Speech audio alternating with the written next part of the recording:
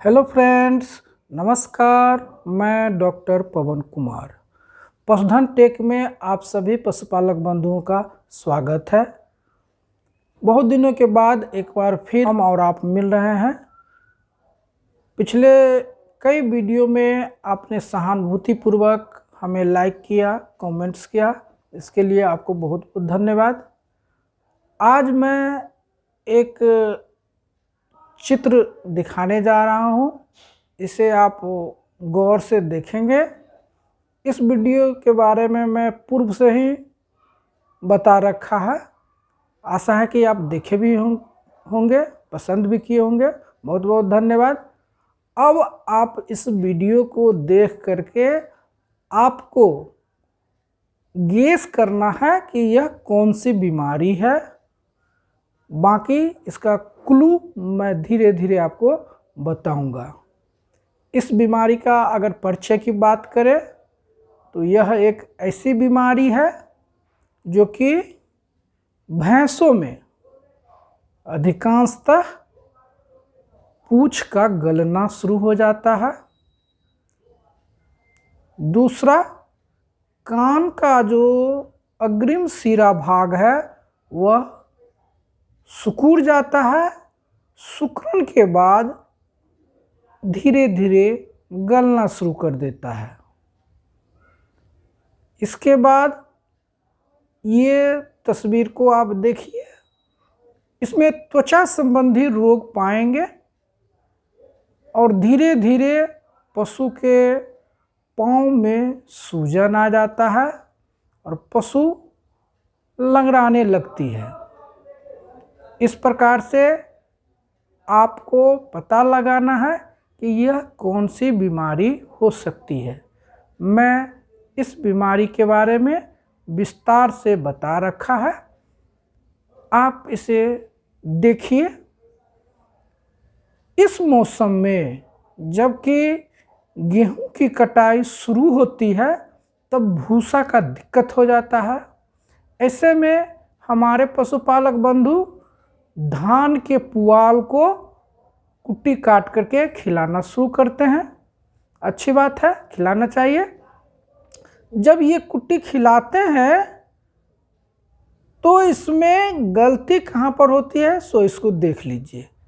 इसके साथ जो मिट्टी का अंश रहता है अथवा जो सड़ा हुआ पुआल रहता है इसे भी वे खिलाने लगते हैं, जिसके कारण इसमें एक विशेष प्रकार की सड़न की बीमारी शुरू होती है।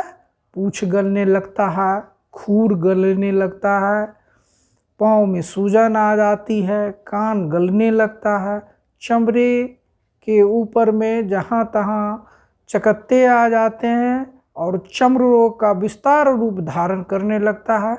तो इस प्रकार से बहुत सारी समस्याएं आती है।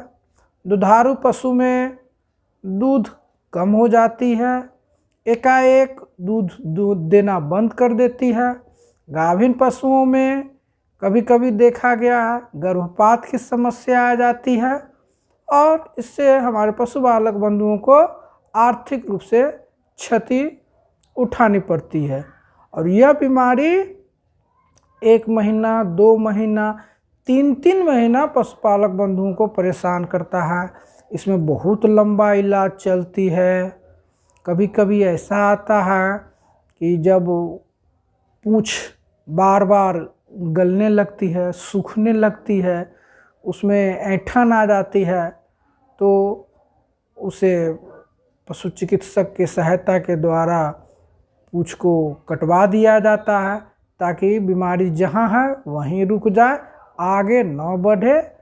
इससे क्या होता है कि पूरा शरीर का हड्डी धीरे धीरे गलना बंद हो जाती है और ये बीमारी को जहाँ रहता है वहीं रोका जाता है।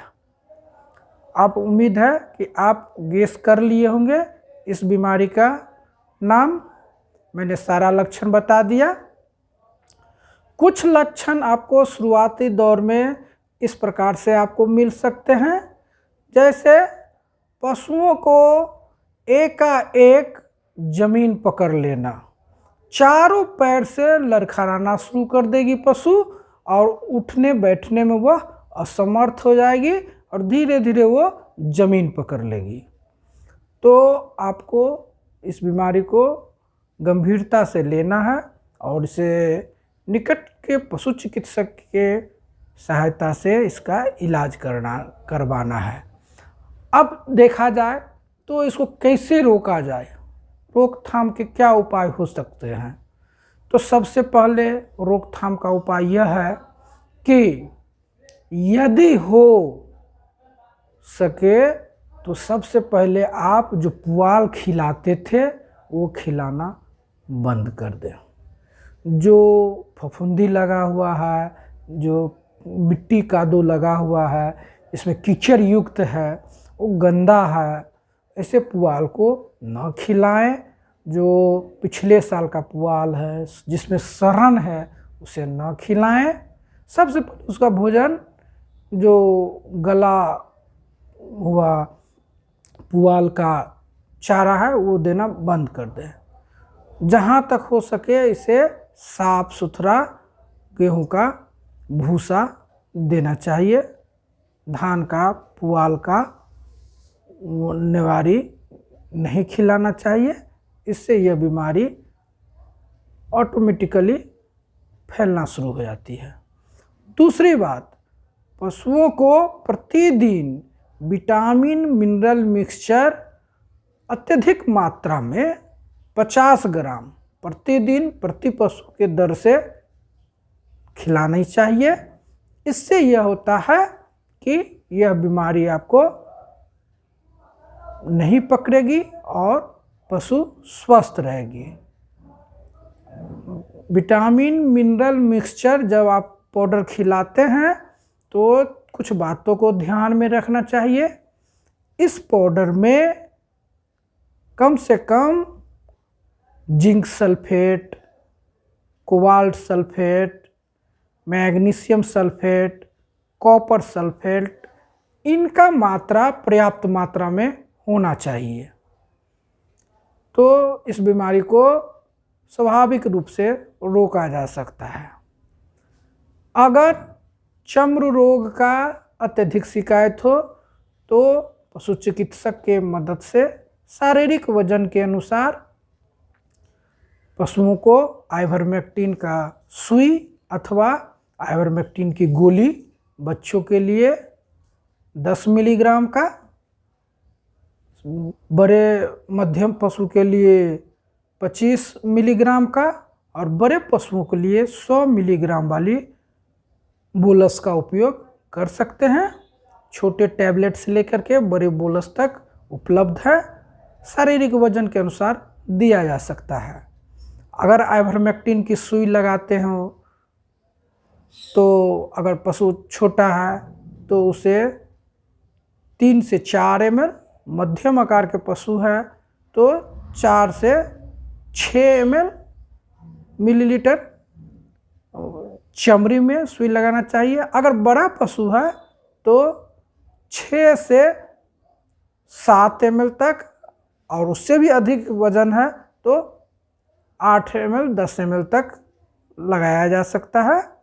यह पशु चिकित्सक की सलाह से प्रति माह लगानी चाहिए, लगातार 3 माह तक, ताकि चर्म रोग में होने वाले इन्फेक्शंस को, संक्रमण को रोका जा सके और पशुओं को स्वस्थ रखा जा सके। तो आशा है कि अब आप लोग गेस कर लिए होंगे यह बीमारी क्या हो सकती है। अब मैं इसका नाम बताने जा रहा हूँ। इस बीमारी का नाम है पशुओं में डेगनाला रोग। डेगनाला रोग, डेगनाला का मैं एक वीडियो पिछले महीने दे रखा था।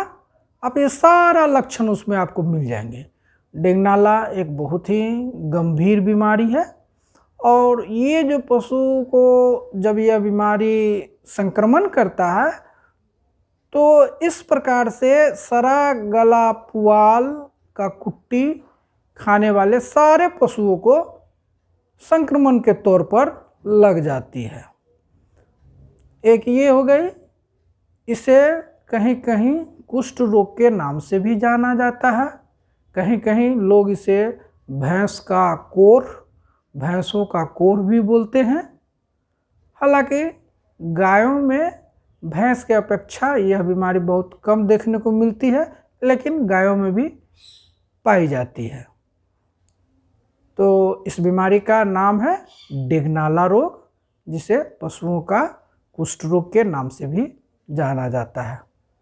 अगर आपका गैस हमारे बताए गए बीमारी से अगर मैच कर रहा है, मिल रहा है, तो समझिए आपने बहुत ही सटीक जवाब दिया और बहुत ही सटीक गेस किए।